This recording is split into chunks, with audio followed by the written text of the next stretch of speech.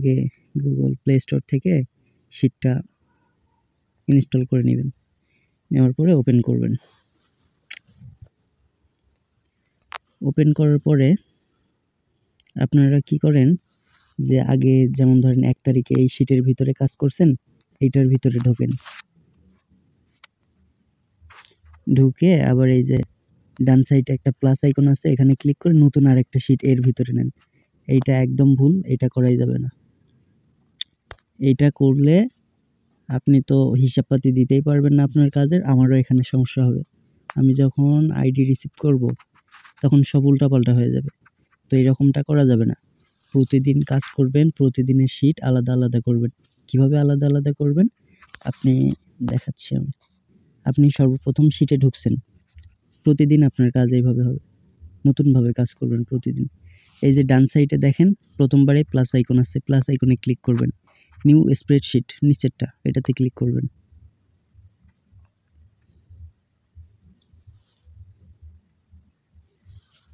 এই যে নতুন একটা শিট ওপেন হয়ে গেল। তো এইভাবে কাজ করবেন। আর হচ্ছে আমি এখানে মোটামুটি অল্প কিছু দেখাবো, যেটা না দেখলেই না, এটা খুবই প্রয়োজনীয়। এটার জন্য অনেকে হচ্ছে ঠিকভাবে কাজ করতে পারছে না, ফাইল সাবমিট দিতে পারছে না। তো যে আইডি করেন আমার গ্রুপে ওইটার হচ্ছে দেওয়া আছে, শিটের কিভাবে শিট সাজাবেন ওইটা দেওয়া আছে। প্রথমে যেমন রাখবেন ইউআইডি লিখবেন এখানে, ইউআইডি। তারপরে রাখবেন হচ্ছে মেইল। তারপরে রাখবেন হচ্ছে পাসওয়ার্ড।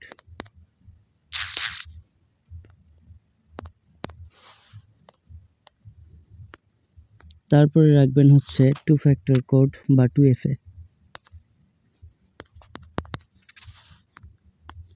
আচ্ছা, আমাদের শিটটা সাজানো হয়ে গেছে। ঠিক আছে, এইভাবে সাজাবেন। তো এখানে ইউআইডিটা রাখবেন, যেমন ধরেন এইটা একটা ইউআইডি। তারপরে এখানে মেইলটা রাখবেন, যেমন ধরেন এইটা একটা মেইল।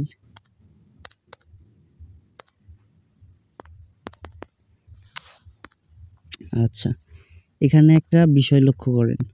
আপনারা এখানে দেখতে পাচ্ছেন যে এই যে .com, কমটা ঘরের বাইরে চলে গেছে। ঠিক আছে, আপনারা অনেকেই আমাকে প্রশ্ন করছেন যে এইটা সেলের বাইরে চলে যায়, ঘরের বাইরে চলে যায়, এটার সমাধান কি? আসলে এটা হয়তো আপনারা বুঝতে পারেন না। এইটা এমনিতে দেখা যায় যে ঘরের বাইরে চলে গেছে, কিন্তু প্রকৃতপক্ষে এটা ঘরের বাইরে যায় নাই, বুঝছেন? এটা ঘরের ভিতরে আছে। এই কারণে আপনাদের এইগুলো মেইল বা 2 ফ্যাক্টর কোড যত বড় হয়, আপনারা এখানে ক্লিক করে এইটা ধরে ঘরটা অত বড় করে নেন। আসলে এটা বোকামি। এটা করলে আমার অনেক সমস্যা হয়। তো এটা করার দরকার নাই, যেমন আছে তেমনই থাকবে। শুধু প্রয়োজনে অল্প একটু বাড়ায় নিতে পারেন বা কমায় নিতে পারেন, এইটা ম্যানেজ করে নেবেন, এটা সমস্যা নেই। এটা ধরে যেরকম ছিল এরকমই করে দিবেন। আসলে এই যে এই ঘরটায় যখন কিছু একটা রাখবেন, যেমন ধরেন আমি কিছু একটা লিখি, দেখছেন সাইটে আর নাই, ওইটা চলে গেছে, ওইটা শুধু এই ঘরেই আছে। প্রকৃতপক্ষে এই ঘরেই আছে, কিন্তু এই ঘরটা যখন ফাঁকা থাকে তখন দেখে মনে হয় ওই ঘরে চলে গেছে, কিন্তু এইটা ওই ঘরে চলে যায়নি। মানে যেটুকু ঘরে রাখবেন শুধু ওইটুকুই থাকবে। আপনার বাইরে চলে গেছে এটা দেখে মনে হতে পারে বা এটা দেখতে পারেন, কিন্তু প্রকৃতপক্ষে এটা না। আশা করি বিষয়টা বুঝতে পারছেন। তো এইভাবে ধরেন অনেকগুলো মেইল রাখছেন, আর হচ্ছে অনেকগুলো ইউআইডি রাখছেন, আর 2 ফ্যাক্টর কোড। 2 ফ্যাক্টর কোডের বেলায় অনেকে এই বিষয়টা লক্ষ্য করে দেখছি আমি, অনেকে এইটা করে যে এই তো এইভাবে একটা 2 ফ্যাক্টর কি বা 2 ফ্যাক্টর কোড যাই বলি সেটা থাকে। ওইটাকে এই যে ঘর কিন্তু এইটুকু, সেল এইটুকু, এগুলো। আর অনেকে মনে করে যে এটা তো অনেক দূরে চলে গেছে, তো এখন কি করব, এটাকে টেনে ধরে ওই দিকে নিয়ে যাই। আসলে না, এটা করার দরকার নেই, এটা এখানেই থাক, সমস্যা নেই। এটা এমনিতেই মনে হবে বাইরে চলে গেছে, কিন্তু আপনি যখন পাশের ঘরে কিছু একটা লিখেন বা কিছু একটা রাখবেন তখন দেখবেন কিচ্ছু নাই। ঠিক আছে, তখন দেখবেন আর আসতেছে না। তো এইটাই হচ্ছে বোঝার বিষয়। ওই জন্য ওগুলো করার দরকার নেই। আর এগুলো বেসিক কিছু আছে, আপনারা শিখে নেবেন। হ্যাঁ, এগুলো কিভাবে কি করতে হয় এগুলো একটু ঘাটাঘাটি করলে দেখতে পারবেন, বুঝতে পারবেন ভালোভাবে। আচ্ছা, তো আপনারা অনেকে হয়তো পাসওয়ার্ড বারবার লেখেন, যেমন একটা নাম লিখি আমি, ইহসানুল। আজকে যেমন ধরি, আজকে 5 তারিখ, তো বারবার হয়তো একই জিনিস কপি করেন। এখানে আরেকটা ক্লিক করলে কপি অপশন আসবে, এখানে আরেকটা ক্লিক করলে পেস্ট অপশন আসবে। এরকম বারবার করে করেন, কিন্তু এটা করার দরকার নেই। আপনি ডাইরেক্ট এই যে এই মাথাটায় ধরে টান দিবেন, একটা টান দেওয়ার পরে এই সিলেক্ট ঘরগুলোর উপরে আরেকটা ক্লিক করবেন। ক্লিক করার পরে এই যে ডান সাইডে যে 3 ডট দেখা যাচ্ছে এটার উপরে ক্লিক করবেন। অটো ফুল লেখা আছে এটার উপরে ক্লিক করবেন। সবগুলো অটোমেটিক ফুল হয়ে যাবে। তো আপনারা একটু দেখে শুনে কাজ করবেন। আর এই যে বাম সাইডে যে অপশনটা আছে টিক মার্ক, এইটাতে দিবেন, তাহলে সেভ হয়ে যাবে। ঠিক আছে, তো এইভাবে কাজ করবেন।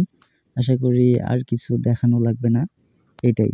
কিভাবে আপনারা গ্রুপ থেকে রিপোর্ট বের করবেন, রিপোর্ট দেখবেন এবং রিপোর্ট জানাবেন, এগুলো ছোট ছোট আলাদা ভিডিও তৈরি করব, কারণ সবগুলো একটা ভিডিওতে দেখাইতে গেলে অনেক বড় হয়ে যাবে। তো যখন তৈরি হয়ে যাবে, কাজ করা হয়ে যাবে, তখন এটা বের হবেন। বের হওয়ার পরে এই যে 3 ডট আইকন আছে এটাতে ক্লিক করবেন। ক্লিক করার পরে নিচে এসে দেখবেন রিনেম লেখা আছে, রিনেমে ক্লিক করবেন। রিনেমে ক্লিক করার পরে এটা কেটে দিয়ে এখানে লিখবেন যে কত পিস। যেমন ধরেন আমি 20 পিস কাজ তৈরি করছি, এখানে লিখবো 20 পিস। তারপরে কত তারিখে 20 পিস আগে লিখবো 20 পিস। তারপর লিখবো কি আইডি, যেমন ধরেন 2FA আইডি 0 ফ্রেন্ড, 0 ফ্রেন্ড, তাই না? 20 পিস 2FA 0 ফ্রেন্ড, কত তারিখ? আজকে হচ্ছে 5 তারিখ।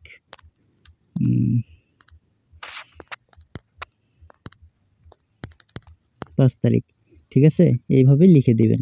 বা অন্য কোনো আইডি হইলে সেইটার নাম লিখবেন, কত পিস সেটা লিখে নাম লিখে তারপরে তারিখ দিয়ে দিবেন। দিয়ে রিনেমে ক্লিক করবেন, নাম সেট হয়ে যাবে। বুঝছেন? তখন এইভাবে যখন আপনি সাজাবেন, এভাবে যখন শীটটার নামটা পরিবর্তন করে এখানেই রাখবেন, তখন আপনি যখন শীটটা পাঠাবেন, আচ্ছা শীটটা কিভাবে পাঠায় আমি দেখাচ্ছি।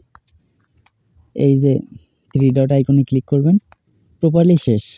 আমি বলি, আপনি শীটের ভিতরে কাজ করছেন, হ্যাঁ? আপনি শীটের ভিতরে কাজ করছেন, কাজ হয়ে গেছে, আপনি বাইরে বের হইছেন। এই শীটটাকে আপনি এই যে এখানে ক্লিক করে রিনেম করছেন, নতুন করে নাম দিছেন লিখে, এইভাবে। অবশ্যই এইভাবেই দিতে হবে সব। এইভাবে দেওয়ার পরে আপনার প্রপার শীটটা তৈরি হয়ে গেছে। আপনি এবার শীটটা কিভাবে ডেলিভারি করবেন, কিভাবে সাবমিট দিবেন, এই যে 3 ডট আইকনে ক্লিক করবেন। ক্লিক করার পরে এই যে দেখতে পাচ্ছেন send a copy, send a copy এইটাতে ক্লিক করবেন। তারপরে ওকেতে ক্লিক করবেন। উপরেরটায় সিলেক্ট থাকবে, এক্সেল সিলেক্ট করে ওকেতে ক্লিক করবেন।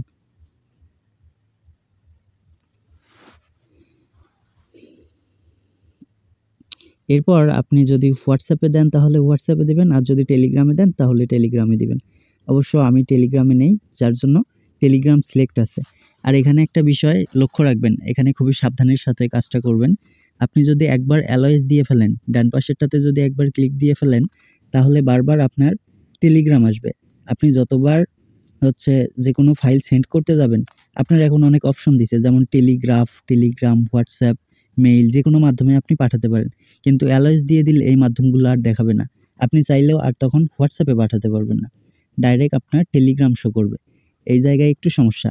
যার জন্য যতবারই আপনি ফাইল পাঠাবেন জাস্ট ওয়ান্স এ দিবেন, জাস্ট ওয়ান্স। আশা করি বুঝাইতে পারছি, জাস্ট ওয়ান্স। আর যদি অ্যালওয়েজ দেন তাহলে সবসময় শুধু আপনার টেলিগ্রাম, মানে পুরোপুরি টেলিগ্রামে এনে ঢুকাবে। এইরকম অপশনগুলো আর দিবে না। আপনি আর অন্য কোথাও ফাইল পাঠাতে পারবেন না, শুধু টেলিগ্রামে পাঠাতে পারবেন। এই সমস্যার সমাধান আসলে অনেকে চাইছে যে কিভাবে কি করা হয়। তো সমস্যা হইলে তখন তো আর সমাধান করাটা মানে সম্ভব হয় না। তো আগে থেকেই জানাই রাখলাম বিষয়টা। যার জন্য প্রত্যেকবার জাস্ট ওয়ান্স এ ক্লিক করবেন। ক্লিক করার পরে আচ্ছা আমার ভুল হয়ে গেছে, আমি আগে হচ্ছে গ্রুপে যাব। গ্রুপে ঢুকবো। গ্রুপে ঢোকার পরে কি করব, আমি যেমন ধরেন আজকে কি আইডি দিচ্ছি, আজকে zero friend to FA ID দিচ্ছি। এই যে এখানে লক্ষ্য করেন জিরো ফ্রেন্ড টু এফএ আইডির জন্য কিন্তু এখানে সাবমিট লিঙ্ক দেওয়া আছে আলাদা। এটা আলাদা একটা সাবমিট লিঙ্ক দেওয়া আছে। এই আইডিতে গিয়ে আমাদেরকে হচ্ছে ফাইলটা সাবমিট করে আসতে হবে। তার জন্য আমি আগে এখানে একটা ক্লিক করব, তারপরে মেসেজ অপশনে ক্লিক করব, তারপরে এখানে কিছু একটা লিখব 2FA। আচ্ছা, তো আমরা 2FA এর আইডিটা পেয়ে গেছি।